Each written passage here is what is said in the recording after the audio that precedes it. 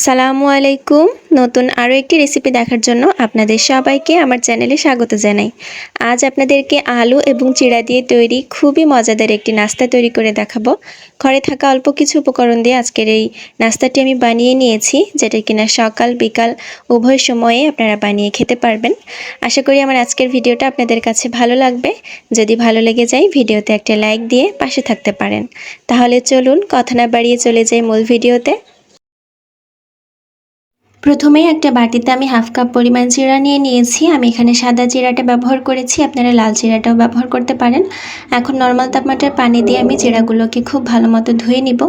যতক্ষণ না পর্যন্ত জিরা থেকে ক্লিন একটা পানি বের হচ্ছে ততক্ষণ পর্যন্ত আমি জিরাগুলোকে ধুয়ে নিব। আমি মোটামুটি 4 থেকে 5 বার জিরাগুলোকে খুব ভালোভাবে ধুয়ে ক্লিন করে নিয়েছি। এখন নর্মাল পানি দিয়ে আমি জিরাগুলোকে ভিজিয়ে রেখে দিয়েছি যাতে এগুলো ভিজে ডাবল হয়ে যায়। এখানে আমি একটা বাটিতে 3টা মিডিয়াম সাইজের আলু ছোট ছোট করে কেটে নিয়েছি, আর আলুগুলোকে আমি এখন সেদ্ধ করে নিয়েছি। দেখতে পাচ্ছেন আলুগুলোকে আমি ভালো মতো সেদ্ধ করে নিয়েছি প্রেশার কুকারে দিয়ে। আপনারা চাইলে কড়াইতে দিয়েও সেদ্ধ করতে পারেন। খেয়াল রাখবেন আলুগুলো যেন খুব ভালো মতো সেদ্ধ হয়ে যায়। আমি কাঁটা চামচের সাহায্যে আলুগুলোকে ম্যাশ করে নিচ্ছি। আপনারা চাইলে হাত দিয়ে বা ম্যাশার দিয়েও ম্যাশ করতে পারেন। আমি একদম মিহি করে আলুগুলোকে ম্যাশ করে নিয়েছি। আর এখানে নিয়েছি আমি 2 টেবিল চামচ কুচি করে কেটে নেওয়া পেঁয়াজ নিয়েছি, 4-5টা কাঁচামরিচ কুচি, কাঁচামরিচের বিচি ফেলে দিয়ে আমি ছোট ছোট করে কেটে নিয়েছি গ্রেট করে নেওয়া 2 টেবিল চামচ পরিমাণ গাজর, আর নিয়েছি একটা ঢেঁড়সটাকেও আমি ছোট ছোট করে কেটে নিয়েছি, আর নিয়েছি 2 টেবিল চামচ পরিমাণ ধনেপাতা। এখন এই সমস্ত সবজিগুলোকে আমি ম্যাশ করে রাখা আলুগুলোর মধ্যে দিয়ে দিচ্ছি। এর মধ্যে আমি আরও দিচ্ছি 1 চা চামচের কিছুটা কম কালো গোলমরিচের গুঁড়া, দিচ্ছি 1 চা চামচ আদা এবং রসুন বাটা, দিচ্ছি 1 প্যাকেট ম্যাজিক মশলা বা ম্যাগি মশলা, যেটা দোকানে মিনি প্যাকে কিনতে পাওয়া যায়। আর সেই ভিজিয়ে রাখা চিড়াগুলো, দেখতে পাচ্ছেন চিড়াগুলো ভিজে ডাবল হয়ে গেছে আর একদম নরম হয়ে গিয়েছে। চিড়াগুলোকে আমি চিপে চিপে এখন আলুগুলোর মধ্যে দিয়ে দিব। খেয়াল রাখতে হবে যেন চিড়াতে কোনো রকম পানি না থাকে, তাহলে পরবর্তীতে আলু মাখাতে গেলে আলুটা অনেক বেশি নরম হয়ে যাবে। আর এখন এর মধ্যে দিয়ে দিয়েছি 1/4 কাপ পরিমাণ কর্নফ্লাওয়ার। আপনারা চাইলে এখানে চালের গুঁড়াটাও ব্যবহার করতে পারেন। সবশেষে দিয়ে দিয়েছি একটা ডিম এবং স্বাদমতো লবণ। এই সমস্ত উপকরণগুলো আমি এখন একসাথে খুব ভালোভাবে মেখে নিব। আলুটাকে এমনভাবে মাখাতে হবে যেন যে কোনো রকমের শেপ দেওয়া যায়। খুব বেশি নরমও করা যাবে না, আবার খুব বেশি শক্ত করারও দরকার নেই। আমার কাছে একটু বেশি নরম মনে হয়েছে, তার জন্য আমি আরও 1/4 কাপ পরিমাণ কর্নফ্লাওয়ার দিয়ে নিলাম। আমি আগেই বলেছি আপনারা কর্নফ্লাওয়ারের পরিবর্তে চালের গুঁড়াটা ইউজ করতে পারবেন।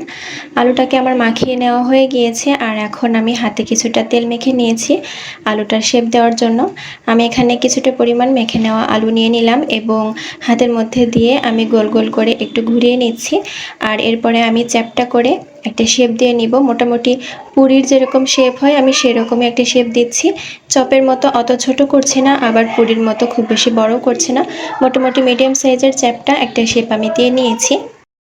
চুলায় আগে থেকেই কিছুটা তেল গরম করতে দিয়েছিলাম। খুব বেশি তেলের প্রয়োজন হবে না এই নাস্তাটা ভেজে নেওয়ার জন্য। তেলটা মোটামুটি গরম হয়ে যাওয়ার পর আমি শেপ করে রাখা আলুর চপ বা আলুর পুরিগুলোকে একে একে দিয়ে নিচ্ছি। আর চেষ্টা করবেন চুলার আঁচটা মিডিয়াম টু লোতে রাখার জন্য, এতে করে উপরে সুন্দর মতো একটা কালার আসবে এবং ভেতরেও সেদ্ধ হয়ে যাবে। আর চেষ্টা করবেন আলুর এই নাস্তাগুলা তেলে দেওয়ার পর চামচ দিয়ে তেলটা উপরে একটু ছড়িয়ে দেওয়ার জন্য, এতে করে সুন্দর মতো ফুলে উঠবে। যখন এক পাশ কিছুটা কালার চলে আসবে সেই পর্যায়ে উল্টে দিতে হবে, আর এভাবে উল্টে পাল্টে 2 পাশে সেম কালার আসা পর্যন্ত ভেজে নিতে হবে। দেখতে পাচ্ছেন আমার এই নাস্তাগুলো ভেজে নেওয়া হয়ে গিয়েছে, আর এখনই দেখতে কতটা সুন্দর লাগছে। আমি তেল ঝরিয়ে একে একে সমস্ত নাস্তাগুলোকে উঠিয়ে নিচ্ছি। এরই মাঝে আমার সব আলুর নাস্তাগুলো ভেজে নেওয়া হয়ে গিয়েছে, আর একটা প্লেটে আমি পরিবেশনও করে নিয়েছি। দেখতে পাচ্ছেন নাস্তাটার কালার কতটা সুন্দর এসেছে, আর দেখতেও কিন্তু অসম্ভব লোভনীয় লাগছে। এই নাস্তাটা বানানো যতটা সহজ ততটা কিন্তু হেলদিও, যেহেতু এর মধ্যে 2-3 রকমের সবজিও আমরা ব্যবহার করেছি। আপনারা বাসায় একবার হলেও নাস্তাটা ট্রাই করবেন, যেহেতু খুব বেশি একটা ঝামেলার না, আশা করি খুব বেশি সময়ও লাগবে না। আর নাস্তাটা উপর থেকে বেশ ক্রিস্পি, আর ভেতরে কিন্তু আলু এবং সবজির পুরে ঠাসা। আশা করি আমার আজকের ভিডিওটা আপনাদের কাছে ভালো লেগেছে। নতুন কোনো ভিডিও নিয়ে আবারও হাজির হয়ে যাব। আল্লাহ হাফেজ।